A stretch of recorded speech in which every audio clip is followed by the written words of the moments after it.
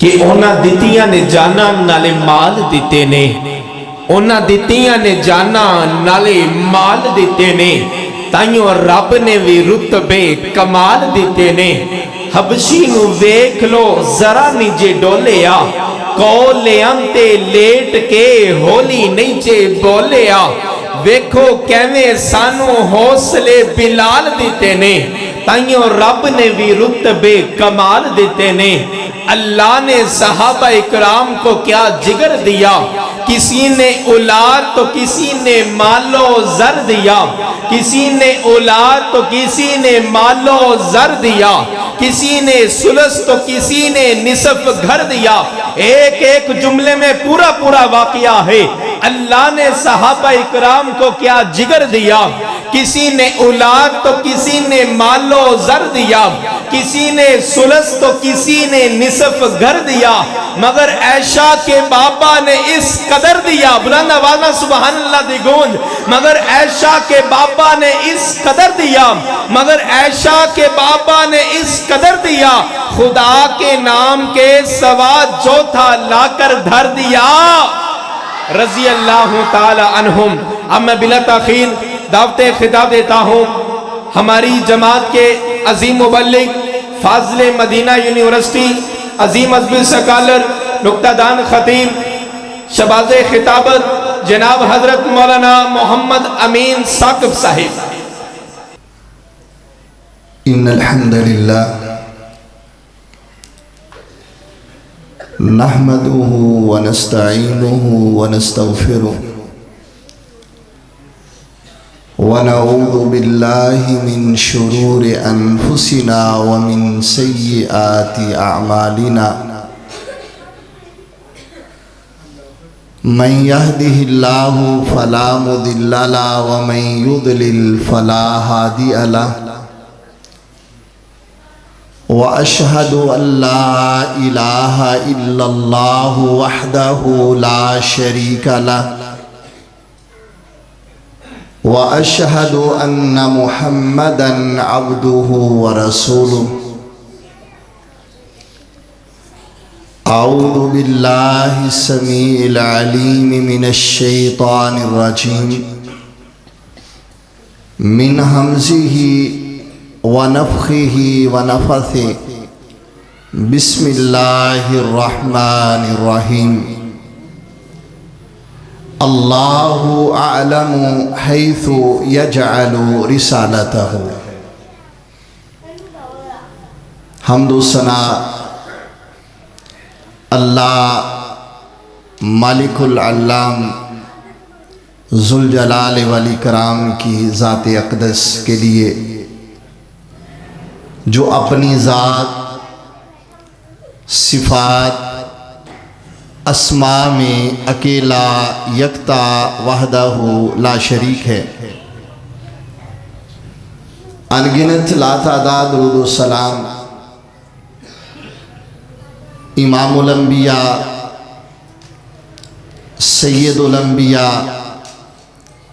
इमाम आदम सैयदुल बशर ख़ातमुन नबिय्यीन सैयदुल मुरसलीन जनाब मुहम्मदुर रसूलुल्लाह सल्लल्लाहु अलैहि वसल्लम की ज़ात अक़दस पर,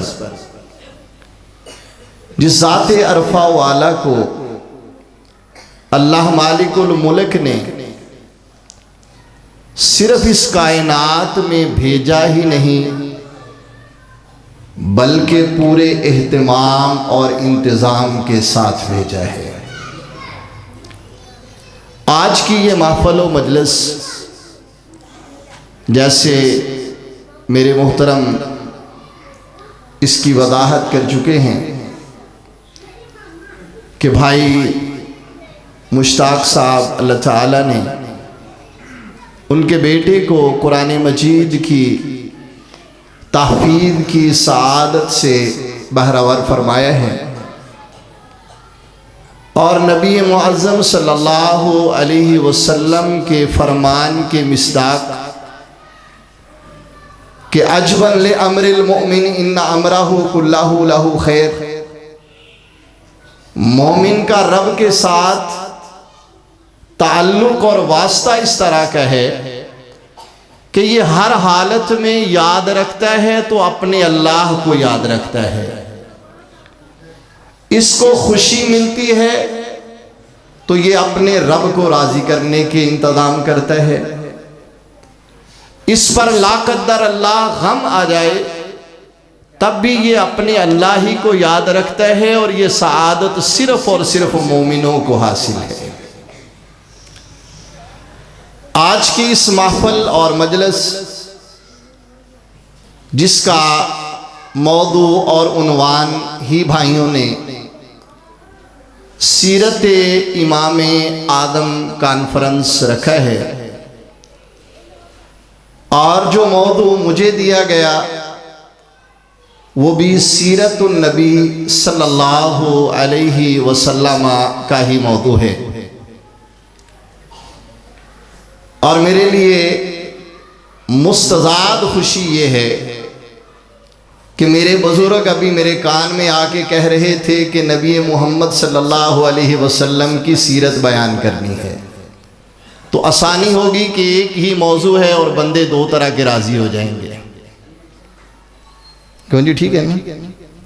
जलसे वाले भी राजी थे, बाबा भी राजी हैं। और आपके लिए आसानी ये है कि आपको बार बार सुबहान अल्लाह नहीं कहना पड़ेगा। इंतज़ाम आप सेव रखें। बाकी उलमा के लिए आपके पास काफ़ी मटीरियल सुबहान अल्लाह का जमा रहना चाहिए। मेरी सिर्फ आपने बात सुननी है, तवज्जो करने की कोशिश करनी है। जिस ज़ात अक़दस का पैगाम आज हम सुनाने के लिए यहाँ बैठे, आप सुनने के लिए आए, मेरे भाइयों, अर्श वाले रब ने इस सरजमीन पर जिस ज़ात अक़दस को मोहम्मद सल्लल्लाहु अलैहि वसल्लम बना के भेजा, उनकी सारी की सारी जिंदगी एक गुल और बहार का बागीचा है। जब से कायनात बनी है तब से लेकर के आज तक, और जब तक ये कायनात मौजूद है तब तक हर आने वाला अपने अपने एतबार से इस ज़ात अक़दस की सीरत को बयान करता आया है, कर रहा है और क़यामत की दीवारों तक बयान करता रहेगा। लेकिन ये मेरा और आप सबका ईमान है कि अल्लाह ने अपने नबी मोहम्मद सल्लल्लाहु अलैहि वसल्लम को बनाया ही इस तरह का है कि आपकी शानो औसाफ को मुकम्मल किया ही नहीं जा सकता। अगर खुद ब खुद सुभान अल्लाह निकल जाए तो परेशान भी नहीं होना। आहो, पाबंदी भी नहीं है कि कहो यार इन्होंने पाबंद किया सी, असी बिल्कुल नहीं कहना। अगर खुद ब खुद हो जाए तो कोई मसला नहीं है। अल्लाह रब्बुल आलमीन ने अपने नबी मुअज़्ज़म सल्लल्लाहु अलैहि वसल्लम को जब पैदा करने का इरादा किया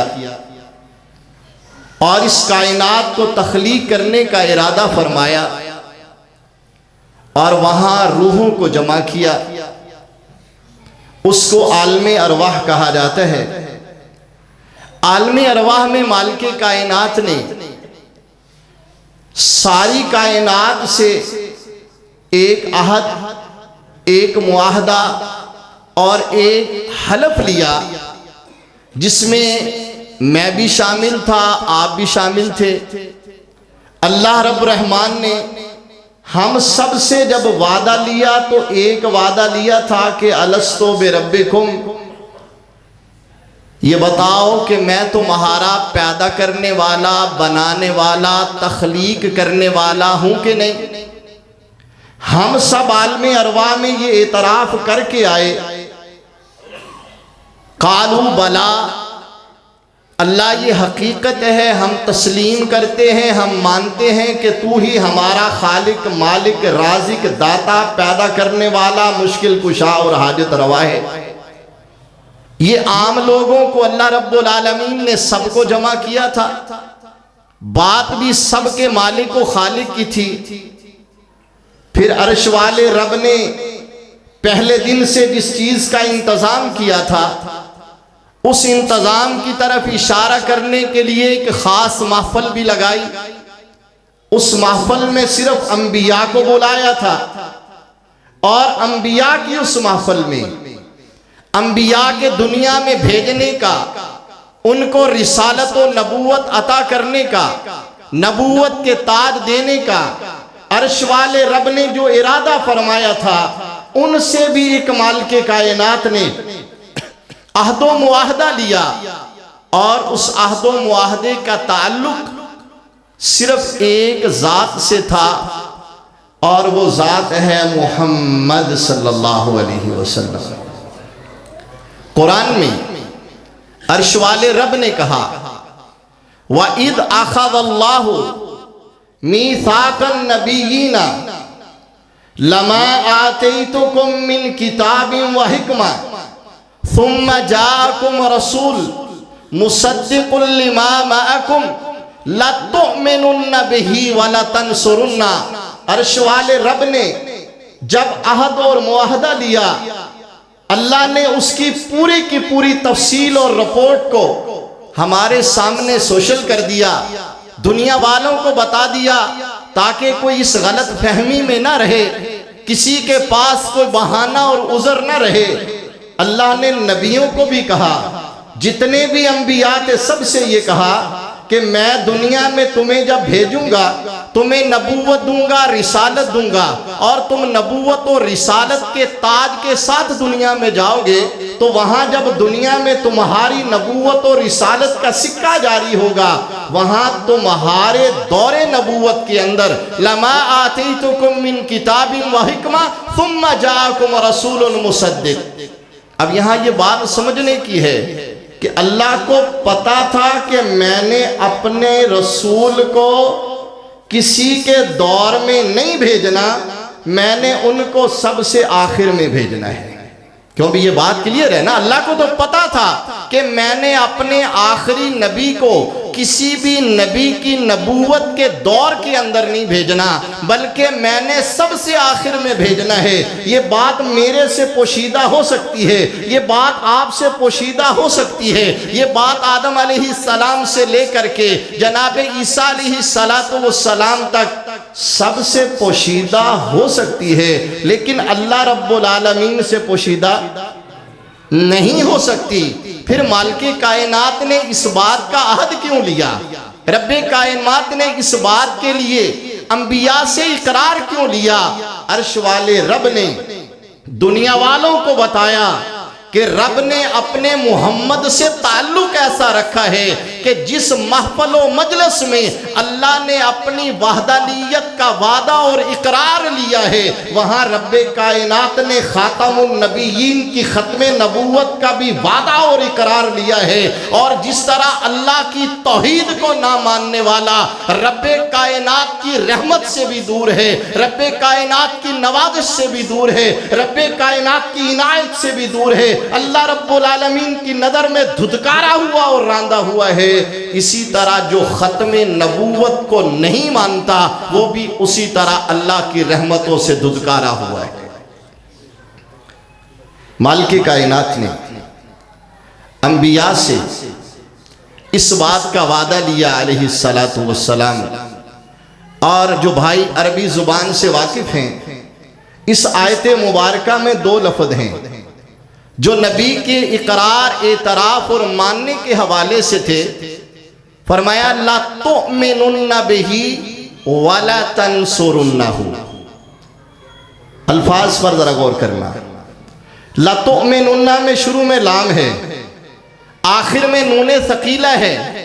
अरबी जानने वाले ये जानते हैं कि ये दोनों ताकीद के लिए लाए जाते हैं, एक से भी ताकीद हो जाती है, लेकिन दूसरा ताकीद दर ताकीद बन जाता है। ला तुमिनुन्ना बिही, मेरे नबियों तुमने उस मेरे आखिरी नबी पर ईमान लाना है, सिर्फ ईमान नहीं लाना, वाला तंसुरुन्नहु, तुमने सब ने उनके हिमायती और मददगार और फौजी और उनकी फौज और लश्कर का हिस्सा बनके तुमने मेरे आखिरी नबी के झंडे के नीचे खड़े होकर के उनकी क़यादत और इमामत में तुमने मेरे नबी के साथी और उनके हमनवा बन जाना है।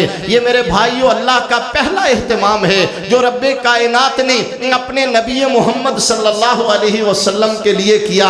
रब ने मुकद्दर किया, आदम अलैहिस्सलाम को दुनिया में उतार दिया, आदम अलैहिस्सलाम दुनिया में आ गए। रब्बे कायनात ने आदम की बीवी को भी दुनिया में भेज दिया, दुनिया पर इनकी रिहाइशो ठिकाना बना दिया। रब ने वहाँ भी वही अज़म रखा, रब ने यहाँ भी वही अंदाज रखा। मेरे और तेरे पैगम्बर जनाब मुहम्मदुर रसूलुल्लाह सल्लल्लाहु अलैहि वसल्लम फरमाते हैं, फरमाया इन्नल्लाह हस्तफा मिन वालद इस्माइल किनाना व मिन किनाना ता कुरैश व मिन कुरैशिन बनु हाशम वस्तफानी मिन बनु हाशम। फरमाया रब्बे कायनात ने आदम अलैहिस्सलातु वस्सलाम को दुनिया में पहला मुबल्लिग और दाई और परिचर और इस्लाम का रहबर और हादी और गाइड बना के जब दुनिया में भेजा और उनसे औलाद का और उनसे तनासुल का और उनसे नस्ल आदमियत का और नस्ल इंसानी का सिलसिला जब रब्बे कायनात ने चलाया तो रब ने पहले दिन से चुनना शुरू कर दिया कि मैंने अपने नबी मोहम्मद सल्लल्लाहु अलैहि वसल्लम को किस लड़ी, किस नस्ल, किस वतन और किस जहर से पैदा करना है। ये आदम अलैहिस्सलाम से ही रब्बे कायनात ने शुरू किया। रब्बे कायनात ने आदम अलैहिस्सलाम की औलाद में बहुत सारे नबी भेजे, बहुत सारे रसूल भेजे, लेकिन इन सारे रसूलों और नबियों में रब्बे कौनैन ने जद्दुल अंबिया जनाबे सैयदना इब्राहीम अलैहिस्सलाम को पूरे अंबिया में से अपना खलील बना के मुंतखब किया। इत्तखज़ल्लाहु इब्राहीम खलीला, अल्लाह ने इब्राहीम को अपना खलील बनाया। तो जिसको रब ने खलील बनाया उसे अल्लाह ने दो बेटे अता किए। एक इब्राहीम अलैहिस्सलाम को अल्लाह ने बेटा अता किया इसहाक अलैहिस्सलाम, और दूसरा बेटा अल्लाह ने अता फरमाया इस्माइल अलैहिस्सलाम। अब रब्बे कायनात ने इसहाक अलैहिस्सलाम की आलो औलाद को नबियों के सिलसिले के साथ चला दिया।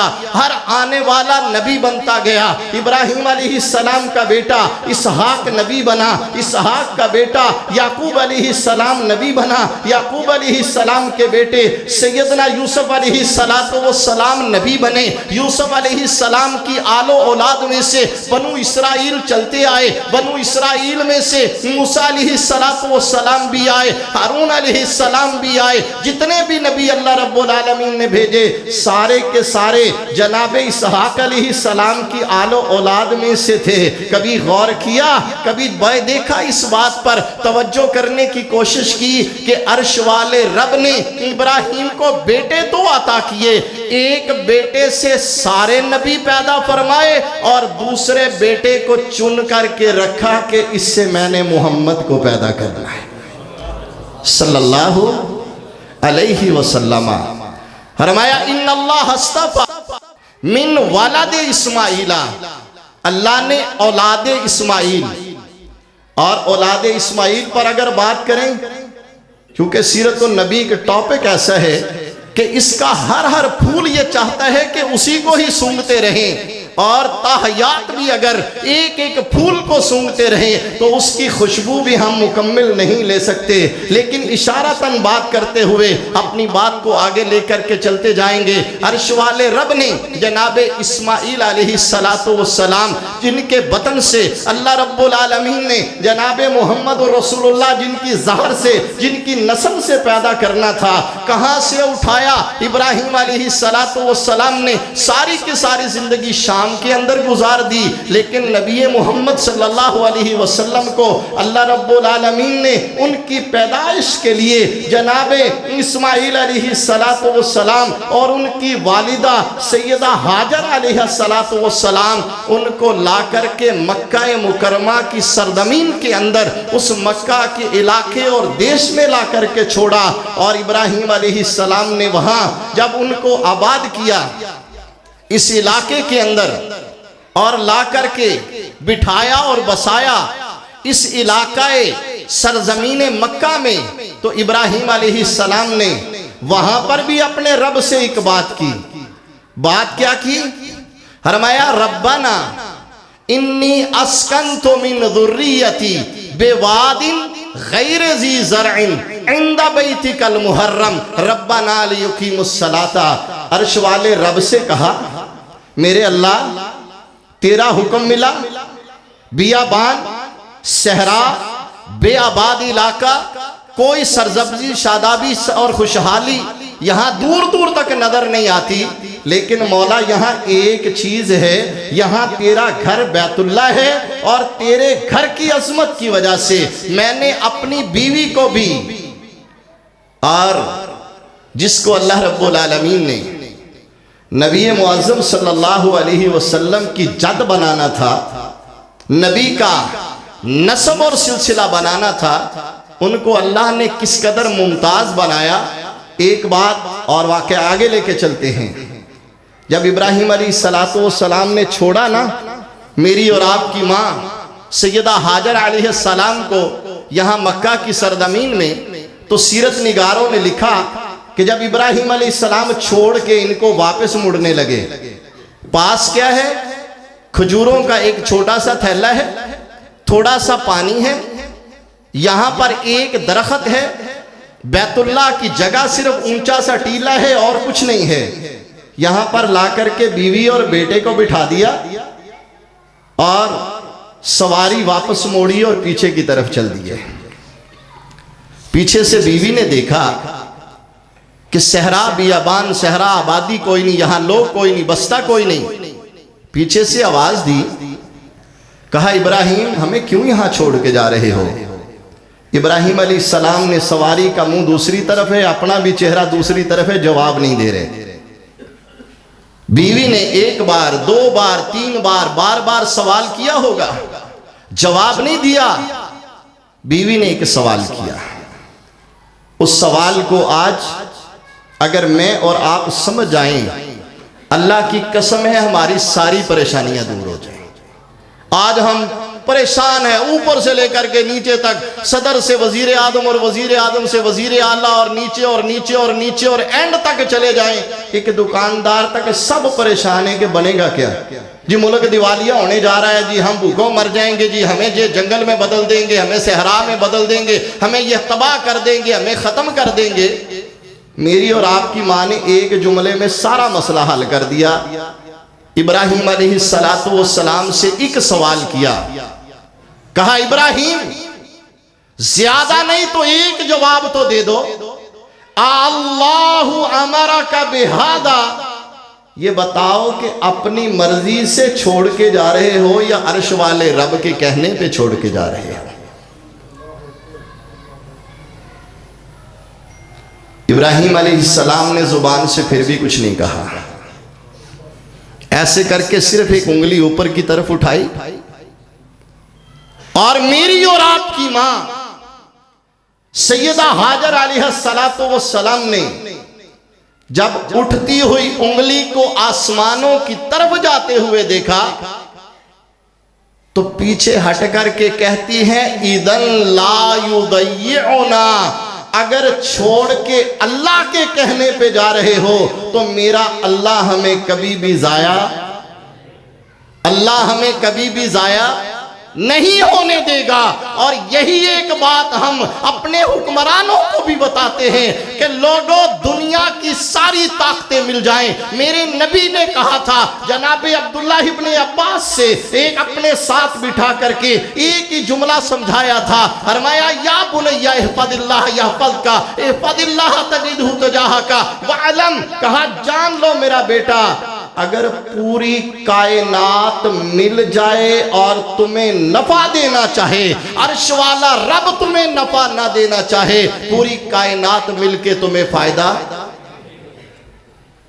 आज किसी की कुर्सी आती है, किसी की जाती है, जो आने वाला है वो भी उम्मीदें किसी पे लगाए बैठा होता है, जो जाने वाला होता है वो भी उम्मीदें किसी पे लगाए बैठा होता है। और सोने नबी ने तो उस वक्त बता दिया था कि तुम 1, 2, 4, 10, 20 की बात करते हो, पूरी कायनात भी अगर इकट्ठी हो जाए और तुम्हारा फायदा करना चाहे, अर्श वाला रब तुम्हारा फायदा ना करना चाहे, पूरी कायनात मिलके भी तुम्हें फायदा।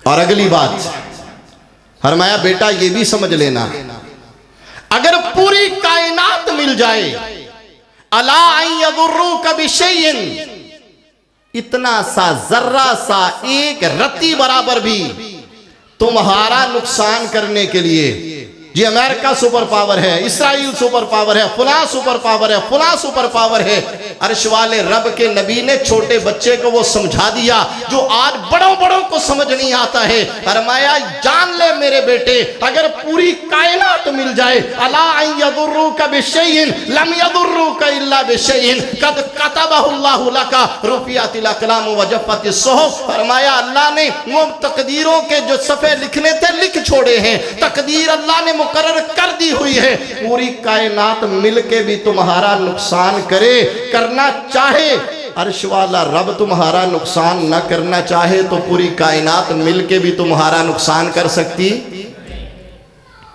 रुफियतिल अक़लाम व जफ़्फ़तिस सुहुफ़, ये फैसले रब कर चुका। तो मेरी और तेरी माँ ने क्या कहा? फरमाया इब्राहिम मुझे डर था कहीं नाराज हो के छोड़ के जा रहे हो, किसी गलती की बना पे छोड़ के जा रहे हो, मेरे से कोई कुताही हुई तब छोड़ के जा रहे हो।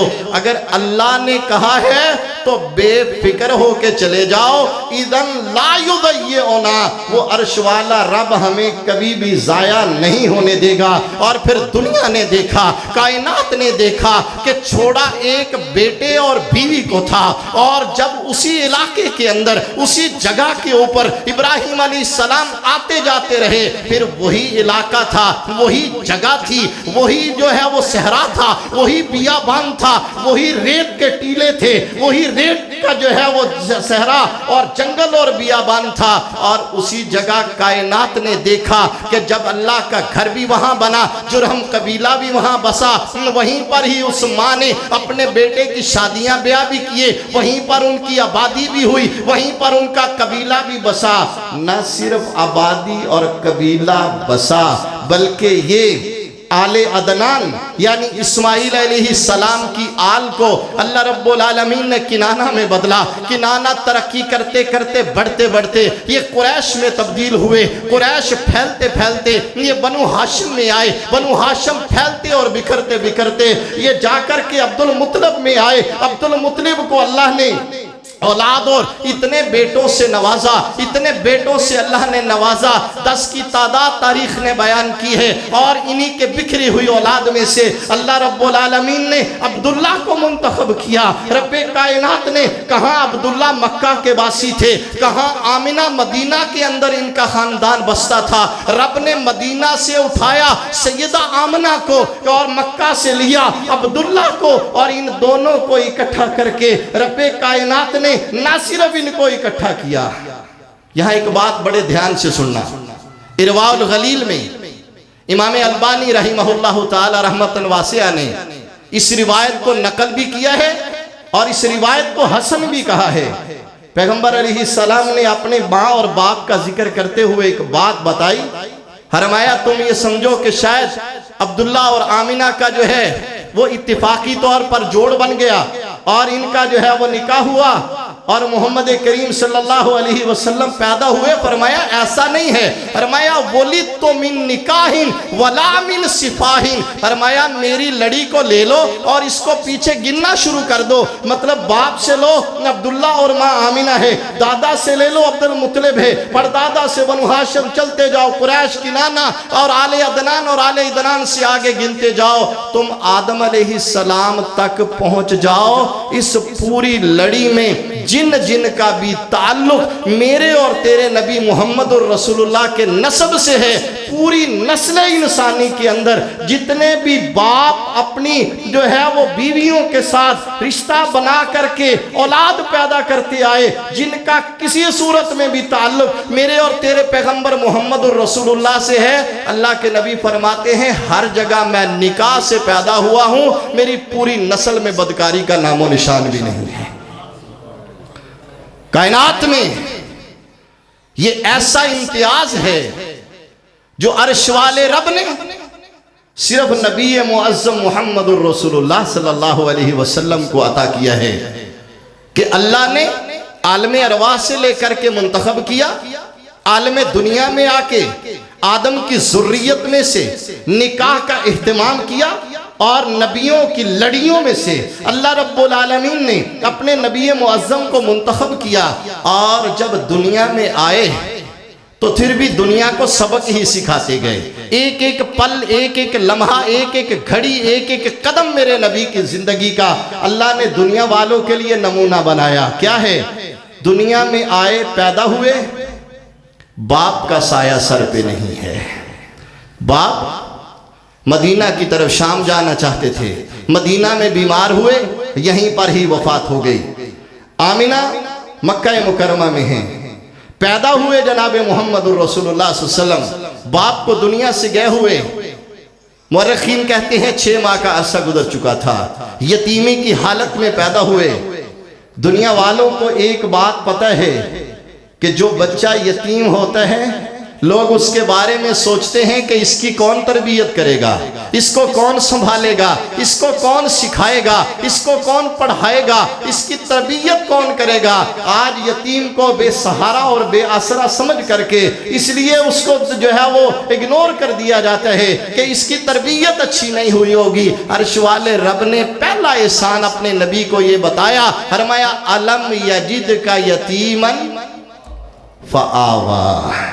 मेरे नबी, मैंने तो तुम्हें किसी जगह भी बेयार मददगार नहीं छोड़ा, मैंने तो तुम्हें किसी जगह भी अकेला नहीं छोड़ा। तो यतीम पैदा हुआ, यतीमी की हालत में पैदा हुआ। और यहाँ पर भी एक बात इस्लाह कर लें, अक्सर हमारे मुबल्लिगीन जब इस वाक़या को जिक्र करते हैं कि जब सैयदा हलीमा मेरे तेरे पैगंबर अलैहिस्सलाम को लेने के लिए आई तो छोड़ के जाती रही कि यतीम है, गरीब है, मिस्कीन है, फकीर है, कौन इसके बारे में देगा। पहली बात ये याद रखें कि मेरे और तेरे पैगंबर मोहम्मदुर रसूलुल्लाह मिस्कीन नहीं थे, आप उस दादा की औलाद थे। याद होगा आपको कि जब अबरहा हमला करने के लिए आया था इसी मक्का मुकरमा और बैतुल्लाह पर, तो उसने जो चरते हुए ऊंट आपके दादा से पकड़े थे ना, उनकी तादाद याद है किसी को कितनी थी? 200 ऊंट चर रहे थे आपके दादा के उस मक्का के सहरा के अंदर, जब मेरे और तेरे नबी अभी दुनिया में नहीं आए थे। और नबी का पूरा खानदान सरदार खानदान है, मेरे नबी का पूरा खानदान मुअज़्ज़ज़ व मुकर्रम व इज़्ज़त वाला खानदान है। और रब्बे कायनात ने आपको उस खानदान के अंदर पैदा किया। हलीमा सादिया के अलावा दाइयाँ क्यों छोड़ के गई थी? इसलिए छोड़ के गई थी कि जो खुशियां बाप कर सकता है वो दादा और चाचे नहीं किया करते। इसलिए नहीं छोड़ा था कि इनके पास कुछ नहीं है, इसलिए छोड़ा था कि जो लाड और खुशियां बाप कर सकता है वो दादा चाचे नहीं कर सकते। फिर अभी कायनात ने, इख्तिसार मनहूस है, नबी मुअज़्ज़म सल्लल्लाहु अलैहि वसल्लम को रहने के लिए, बचपन गुजारने के लिए जो इलाका अल्लाह ने मुंतखब किया अपने नबी के लिए, वो ताइफ की बस्ती है। सबने पढ़ा हुआ है कि आपने हलीमा सादिया के पास ताइफ के इलाके में वक़्त गुजारा। जब हम वहाँ सऊदी अरब में थे, मदीना मुनव्वरा के स्टूडेंट थे, तो हम एक दिन सिर्फ ये देखने के लिए गए कि अल्लाह ने अपने नबी के लिए ताइफ ही का इलाका क्यों मुंतखब किया, कुछ समझने की कोशिश तो करें। हम मक्का मुकरमा से चले, तकरीबन 90 किलोमीटर का फासला है मक्का से ताइफ का इलाका। और जब हम गए तो शदीद गर्मी का मौसम था, जून जुलाई का महीना था, शदीद गर्मी का मौसम था। और सिर्फ 90 किलोमीटर का फासला तय करके जब हम ताइफ पहुंचे तो ताइफ में इतनी ठंड थी कि हमें गाड़ी के अंदर बैठ के जो है वो अपनी हीट लेना पड़ी। करीब तरीन मक्का मुकरमा के ये ताइफ का इलाका है लेकिन रब्बे कायनात ने शायद इसको बनाया ही अपने सोने मोहम्मद सल्लल्लाहु अलैहि वसल्लम के बचपन के खेलने के लिए है कि आप करीब 90 किलोमीटर का इलाका है, लेकिन वहाँ पर मौसम की हालत यह है कि हर जिस तरह हमारे मरी का इलाका है, इस तरह से ताइफ जो है वो ठंडे इलाकों में से इलाका है और वहाँ पर बारिशें बरसती रहती हैं, आबो हवा इंतहाई साफ व शफाफ है, इलाका इंतहाई पुरफजा है और जगह इंतहाई जो है वो मक्का के करीब होने के बावजूद इंतहाई पुरफजा और पुरबहार इलाका है। तो रब्बे कायनात ने अपने नबी की जहाँ पैदाइश के लिए पहले से बंदोबस्त किया था, वहाँ रब ने अपने नबी के रहने और खेलने के लिए इस इलाके को मुंतखब किया, वो भी उस अरब के इलाकों का बेहतरीन इलाका था। मेरे भाइयों, नबी मुअज़्ज़म सल्लल्लाहु अलैहि वसल्लम सैयदा हलीमा अस्सादिया अल्लाह ताला अन्हा उनके पास बचपन का वक़्त गुजार करके 2 साल के बाद वापस करना था, चूंकि रदाअत की उम्र थी। लेकिन अम्मा जी ने जो बहारें, जो रहमतें, जो बरकतें देखी थी अपने इस छोटे से बच्चे के जरिए, छोड़ने के लिए तैयार नहीं। माँ को आके कहा थोड़ा वक़्त और दे दो, मेरे पास रहे, मक्का की फदा इनके लिए बेहतर नहीं है। 4 साल की उम्र तक मेरे नबी मुअज़्ज़म सल्लल्लाहु अलैहि वसल्लम ने हलीमा सादिया के पास वक़्त गुजारा। पहला शक्के सदर का हादसा और वाक़या, जब आप अपने भाई रज़ाई भाई के साथ वहां पर वक़्त गुजार रहे थे तो 2 फरिश्ते आए थे और इन्होंने आकर के आपके सीना अतहर को चाक किया था। प्यारे पैगंबर अलैहिस्सलाम फरमाते हैं, मेरे पास 2 फरिश्ते आए, एक ने दूसरे से पूछा कि यही है, कहा यही है, लिटा लिया गया। फरमाया उन्होंने मेरा सीना अतहर को चाक किया और उसमें से हिकत, बुग़्ज़, कीना और शैतान के हिस्से को निकाल दिया और वहां पर रहमत, शफकत और मोहब्बत को डाल करके उसको सी के बंद कर दिया। सैयदना अनस रज़ी अल्लाह ताला अन्हु फरमाते हैं, फरमाया सोने नबी ने कभी कमीज उतारा होता था ना, तो मैं आपके सीने अतहर में देखता था, वो आपके सीने के उस ऑपरेट और उसकी जगह पर एक बालों की एक पूरी लाइन लगी हुई थी और पता चलता था कि यहाँ से नबी के सीने अतहर को शक और चाक किया गया। मेरे नबी मुअज़्ज़म सल्लल्लाहु अलैहि वसल्लम जिनकी पैदाइश के साथ ही अल्लाह रब्बुल आलमीन ने यह बंदोबस्त किया, ना सिर्फ बंदोबस्त किया था बल्कि दुनिया वालों को सबक दिया था कि बेटा पैदा यतीम हुआ, लेकिन दादा ने इस तरह की मोहब्बतों के साथ पाला कि अपने सगे बेटे जो जिंदा मौजूद थे उनकी औलाद को जुर्रत नहीं होती थी दादा के बिस्तर पर आके बैठ जाने की, लेकिन सोने मोहम्मद सल्लल्लाहु अलैहि वसल्लम आके बैठते थे तो दादा उठाता नहीं था। लोगों, नबी की पैदाइश में भी अल्लाह ने सबक दिया कि अगर तुम्हारा कोई बेटा दुनिया से चला जाए, उसकी औलाद यतीम हो जाए, पहला हक दादे की जिम्मेदारी है कि वो उस बच्चे को अपनी औलाद से ज्यादा करीब करके रखे। ये मेरे और तेरे पैगंबर अलैहिस्सलातु वस्सलाम का उसवा और नमूना और सीरत का हिस्सा है।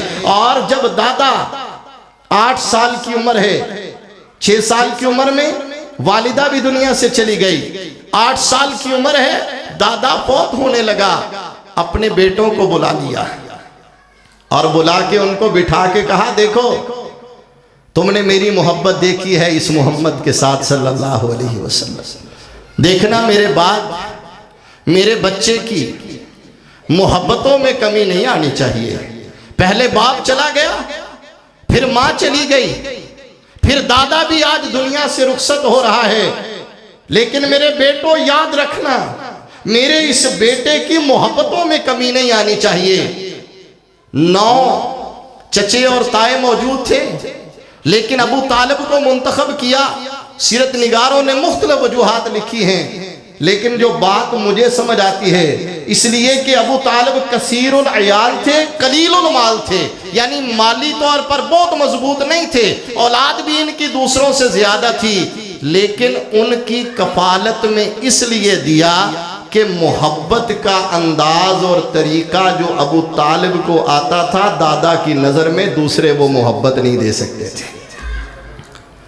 अल्लाह ने क्या कहा, फरमाया अलम यजिद का यतीमन फ़आवा। मेरे नबी तुम यतीम थे, मैंने ऐसी पनाह का बंदोबस्त किया, ऐसा सहारा बनाया आपके लिए कि जो जो भी साया बन के सायबान बन के साथ खड़ा हुआ, उसने दुनिया को सारी को एक तरफ रखा और अकेले मुहम्मदुर रसूलुल्लाह को एक तरफ रखा। अगर अकेले अबू तालिब को ही देख लें, पूरा मक्का एक तरफ रहा, अबू तालिब अकेले एक तरफ रहे और ये दुनिया को और मक्के को ललकार के कहा कि जब तक मेरी जान में जान है, मेरा भतीजा जो करेगा किसी को इस तक पहुंचने की जुर्रत ना हो और कोई इसको किसी तरह का नुकसान पहुंचाने की जुर्रत ना करे। तो दुनिया वालों, ये चचों के लिए भी नबी की जिंदगी से एक नसीहत व वसीयत है और एक सबक है कि अगर भाई दुनिया से चला जाए तो उसके बेटों को बेयारो मददगार ना छोड़ना, बेसहारा ना छोड़ना। ये ना कहना कि शरीक के बेटे हैं मेरे घर में ना आए। हमारी हालत क्या है, उनको अपने फंक्शंस में जो है वो इनवाइट नहीं करते, अपने प्रोग्रामों में नहीं बुलाते, इसलिए कि ये हमारे स्टेटस के नहीं रहे, इनका स्टेटस लो है, इनके कपड़े माड़े होते हैं, इनके पास उतना देने लेने के लिए नहीं होता है। सीरतुन नबी का मतलब ये नहीं है कि जो आपने बोला वही है, आपकी जिंदगी का लम्हा लम्हा सीरत है। तो अल्लाह ने नबी की जिंदगी से पहले दादा के जरिए और फिर चचाओं के जरिए दुनिया वालों को बताया कि अगर तुम्हारे भतीजे बाप के साए से महरूम हो जाएं तो तुम्हारा हक ये है कि अपनी औलाद से ज्यादा उनको मुकद्दम रखो, अपनी औलाद से ज्यादा उनका ख्याल रखो, ताकि उनको अपने बेसहारा और बेआसरा होने का जो है वो दुख और तकलीफ ना हो। तो मेरे नबी ने भी अपने चचा का पूरा पूरा ख्याल रखा। पहला तिजारती सफर करने के लिए 12 साल की उम्र में चले गए थे साथ, अलग बात है वापस कर दिया गया राहिब के कहने से, लेकिन आपने भी ये बताया कि अगर कोई सहारा बने तो उसके लिए अजाब नहीं बनते। अगर कोई सहारा बने उसके लिए अजाब नहीं बनते, फिर उसके साथ बाजू बन के खड़े हो जाते हैं ताकि उसको भी पता चले कि जिस पौधे को मैंने पाला है वो छांव भी मुझे ही देगा, जिस दरख्त को मैंने संभाला है उसका साया भी मुझे मुयस्सर आएगा। तो नबी करीम सल्लल्लाहु अलैहि वसल्लम एक दिन सहाबा के साथ जो है ना बाहर जा रहे थे, लश्कर जा रहा था, तो रास्ते में एक जगह पड़ाव किया तो ये पीलू का दरख्त आया, सहाबा ने जाके फल तोड़ना शुरू किए। तो आप फरमाते ये जो काले काले हैं ना, काले काले, ये तोड़ के खाओ, ये मीठे होते हैं। सहाबा ने कहा अल्लाह के नबी आपको कैसे पता चला कि ये मीठे होते हैं, आपने खाए कभी? फरमाया मेरे साथियों, कुन्तु अरआ अला करारीता ले अहले मक्का। फरमाया मैं अपने चचा का घर चलाने के लिए मक्का वालों की बकरियां चराया करता था और उसके बदले में मुझे थोड़े से जो है वो कुछ माल और पैसा मिलता था। फरमाया उन दिनों में जब बकरियां चराने के लिए मैं इन्हीं सहराओं के अंदर फिरा करता था, तो जब भूख लगती थी तो मैं ये तोड़ तोड़ के खाया करता था। तब से मुझे पता है कि ये जो मीठे होते हैं और इनमें से मीठे और कड़वे कौन से होते हैं। तो मेरे नबी ने ये भी समझा दिया कि अगर कोई सहारा बने तो उसका बाजू बन के खड़े होते हैं और उसके लिए नुकसान और तकलीफ का बायस नहीं बनते। मेरे उसी पैगंबर मुहम्मदुर रसूलुल्लाह सल्लल्लाहु अलैहि वसल्लम 25 साल की उम्र को पहुंचे। ये मैं इंतजामिया से गुजारिश करूंगा जब बंद करना हो तो बता देना, ताकि ये मौजू तो हम कल तक भी चलते रहें तो नहीं खत्म होगा।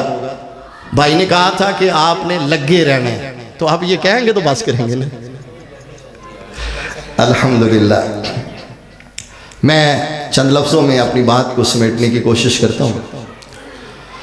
अल्लाहु अकबर। तो मेरे मालिक के कायनात ने अपने नबी की सीरत को बना के इस तरह का दिया। 25 साल की उम्र हुई, आप सैयदा खदीजा का माल तिजारत लेके जाते थे, अमीन थे, सादिक थे। किस्सा मारूफ है।